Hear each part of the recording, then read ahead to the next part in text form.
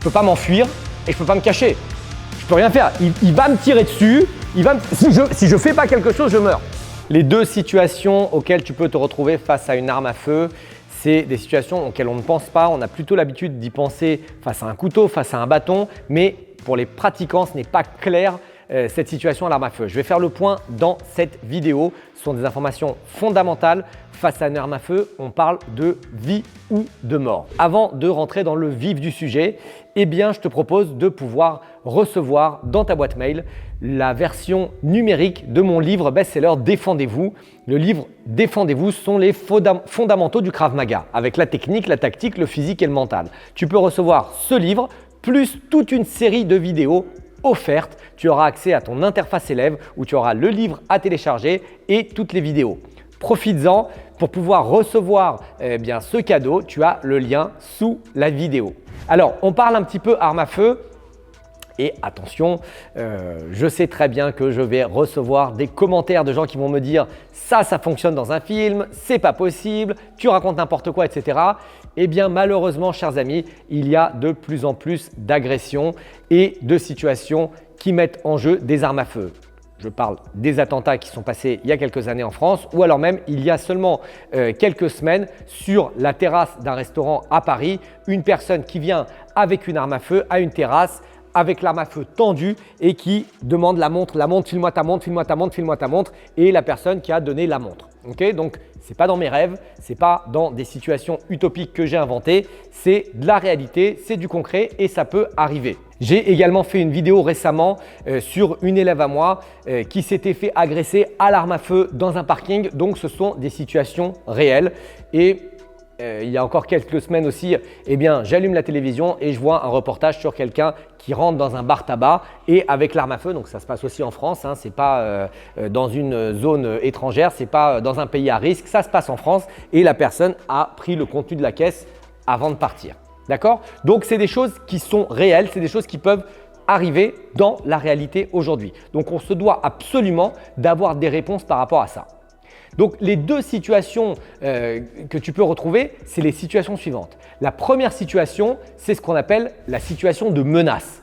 D'accord? Et c'est la majorité des exemples que je viens de te donner. Donc, c'est la personne qui sort un pistolet et qui dit « Vas-y, donne-moi ta montre, donne-moi ton fric, etc. Donne tout. Ou bouge pas, je prends ton portable, je prends tes clés de voiture, je prends tout ça. » Et donc, ça, c'est une situation de menace.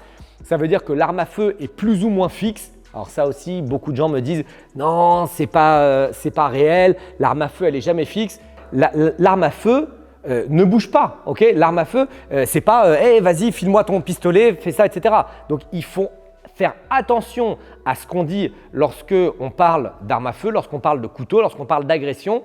Et en Krav Maga, la plupart des choses, des informations que je te transmets, c'est suite au visionnage de dizaines et de dizaines de vidéos réelles d'agression. D'accord? Donc, si jamais le mode opératoire de l'agression, c'est ça, file-moi ce qu'il y a, ben, c'est ça le problème. D'accord? Et c'est l'arme à feu qui ne bouge pas. Ce n'est pas l'arme à feu qui va à gauche, à droite, en haut, en bas, etc. Donc, on fait bien attention à ça. Évidemment, cette situation, elle peut évoluer. Okay, ça veut dire quoi? Ça veut dire que je peux être ici, file-moi, non, attends, viens ici, bouge pas. Toi non plus, bouge pas. Okay? Et là, on est presque dans une situation de prise d'otage, tu vois? Donc, c'est toujours statique. Ça veut dire que l'arme, elle ne bouge pas, mais la situation a évolué. Okay? Ou peut-être, toi, tu es au distributeur de billets devant, voilà, ici, tu es en train de prendre de l'argent et quelqu'un arrive à côté de toi et dit, bouge pas, vas-y, fais ton code, sors plus d'argent. Okay? Ce genre de choses. Et l'arme est mise ici. Donc, tu vois, ça peut être les situations de menace, ça peut être tout type de situation. Mais quelque chose est sûr, c'est que pour l'instant, il n'y a pas de balle qui est sortie. Quand on est menacé, si la personne a le pistolet en face de moi, lorsqu'il me menace, par défaut en Krav Maga, on va toujours imaginer, donc si tu mets l'arme face à moi, que l'arme est chargée et que l'arme est réelle. Dans plusieurs des situations dont je t'ai parlé au début de la vidéo, notamment celle qui s'est passée dans un bar tabac, ils ont fait une chasse à l'homme avec la BAC et dans l'après-midi ou quelques heures plus tard ou quelques minutes plus tard, j'en sais rien, quand ils l'ont attrapé, ils ont vu que l'arme à feu était factice. Mais quoi qu'il en soit, au moment de l'agression, si toi tu décides de réagir, de frapper, de désarmer, de frapper, etc., on va toujours supposer que l'arme à feu est réelle et que l'arme à feu risque de tirer. Ça veut dire qu'à aucun moment, on va dire non, je suis sûr que c'est une arme à feu factice, je vais juste frapper ici, je prends le risque. D'accord? Entre nous, ça peut marcher. J'ai un élève à moi, il y a quelques années, un scooter est arrivé devant lui, quelqu'un a sorti l'arme à feu devant son visage.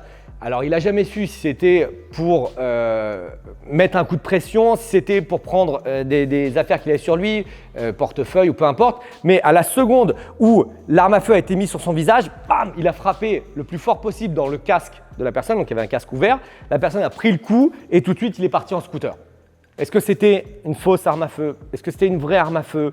Est-ce que c'était un coup de pression? Est-ce qu'il avait envie de le tuer? On n'en sait rien. D'accord? Mais ce que je veux te dire, c'est que souvent, j'entends le discours face à une menace d'arme à feu, on ne peut rien faire, on peut faire des choses. D'accord? Fais attention à ce que tu te dis, puisque la phrase que tu te dis, ça devient une réalité. Donc, si moi, je passe ma vie à dire à mes élèves, face à une arme à feu, on ne peut rien faire, le jour où il y a une arme à feu, c'est je ne fais rien, je ne fais rien, je ne fais rien, je suis figé. Face à une arme à feu, on peut faire des choses, mais on ne va pas faire n'importe quoi. C'est ça la phrase. On peut faire des choses, mais on ne va pas faire n'importe quoi. Donc, évidemment, je peux avoir la réponse Krav Maga. Évidemment, je peux avoir des réponses ici, bam, où je frappe, etc. Il n'y a pas de problème pour faire ça. Et je peux aussi avoir la réponse, il veut ma montre, je lui file ma montre et j'espère qu'il s'en va. Et tu vois, dans les situations dont je t'ai parlé, qui sont arrivées à Paris, bah, ça a fonctionné. Il a donné sa montre, la personne est partie. Donc ça, c'est la première situation, c'est ce qu'on appelle une menace. Et dans les situations de menace, eh ben, on peut coopérer, on peut se soumettre à la volonté de l'agresseur, on peut combattre, on fait ce qu'on veut, mais il faut choisir une réponse logique. La deuxième situation dans laquelle on peut se trouver, c'est une situation d'attaque. D'accord? Et là, c'est plus le moment de parler. C'est quoi une situation d'attaque? Eh ben, c'est les attaques qui se sont faites, les attaques terroristes qui sont faites dans le 10e et 11e arrondissement pendant la période des attentats. C'est la situation qui s'est passée au Bataclan où un groupe armé est rentré et a commencé à tirer sur la foule. C'est que la personne commence à tirer, bam, bam, bam, et va et tire sur cette personne. Et dans cette situation, là aussi, j'entends des professeurs de self-défense dire « on ne peut rien faire ». Il ne faut pas faire parce que tu vas prendre une balle et c'est fini. Dans tous les cas, tu vas la prendre la balle. Okay, à cette distance-là, si je tire ici et si je tire ici, dans tous les cas, tu vas la prendre la balle. Là, ce n'est pas la situation où tu peux te mettre au sol parce que s'il se met au sol, je peux le tirer ici. Et ce n'est pas la situation où tu as le temps de tourner et de fuir. On est à distance zéro. Okay? Donc, la question est, est-ce que si lui, par exemple, tu tires une fois ici, bam, et après, il met le pistolet vers moi, est-ce que ce n'est pas le moment de faire quelque chose? D'essayer de lui sauter dessus? Les gens disent, non, tu es complètement fou, on n'apprend pas à faire ça au civil, mais pourquoi, mais comment? Et tu veux apprendre quoi alors? Tu vas apprendre à, il tire ici, et puis après il tire ici, bah, j'attends que tu me tues parce que le prof m'a dit que je ne pouvais rien faire. Non, si on peut faire, on fait. Il y a une règle très simple qui s'appelle cours, enfuis-toi ou combat. Cours, il faut avoir la capacité de courir. Enfuis-toi, il faut avoir la capacité de s'enfuir et de se cacher quelque part. Pardon, cours, cache-toi. Et la dernière chose, c'est combat. Et combat, c'est en dernier. C'est-à-dire, je n'ai pas d'autre choix. Dans cette situation-là, je ne peux pas m'enfuir et je ne peux pas me cacher. Je ne peux rien faire. Il va me tirer dessus. Si je ne fais pas quelque chose, je meurs. Donc, autant apprendre aux gens à faire des choses. D'accord? Donc, les deux situations qui existent face à une arme à feu, c'est premièrement la situation de menace, deuxièmement la situation d'attaque. Attaque, il n'y a plus de discussion. Il me tire dessus, je ne vais pas lui donner ma montre. Il me tire dessus, je ne vais pas lui donner les clés de ma voiture. Donc, la situation d'attaque nécessite une réponse immédiate. OK? Comparativement à la situation de menace où tu as le temps de parler avec lui, peut-être de communiquer, peut-être de désamorcer. Donc tu vois, tu as ces deux situations qui existent et ces deux situations, elles doivent se travailler en salle.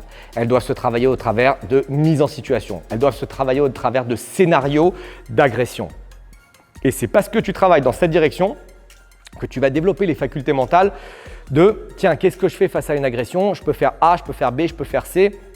Parce que tu auras déjà géré ça à l'entraînement. Et le Krav Maga, ce n'est pas technico-technique. Le Krav Maga, c'est le physique, c'est le mental, c'est la technique et c'est surtout la tactique. Et la tactique, elle doit se travailler à l'entraînement.